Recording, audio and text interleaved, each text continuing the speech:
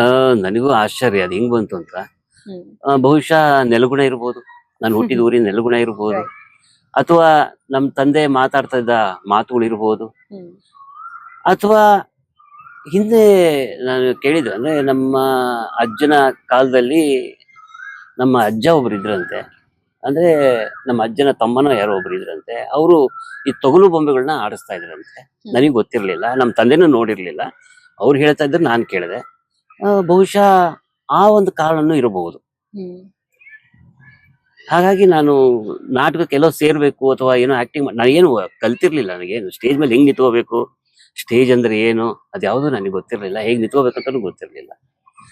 So ಅಲ್ಲಿ ಹೋದ್ಮೇಲೆ ಹೇಗ್ ನಿಂತ್ಕೋಬೇಕು, ಹ್ಮ್ ಹೇಗ್ ಮಾತಾಡಬೇಕು, ಆ ಒಂದು ಮಾತಿನ ಏರಿಳಿತ ಹೇಗಿರುತ್ತೆ, ಅಥವಾ ಹ್ಮ್ ಸಮಯಕ್ಕೆ ನಾವು ನಮ್ಮ ಮಾತನ್ನ ಹೇಗೆ ಏರಿಳಿತ ಮಾಡಬೇಕು, ಪ್ರತಿಯೊಂದನ್ನು ಕಲ್ತಿದ್ದು ನಾನು ಅಭಿನಯ ತರಂಗ.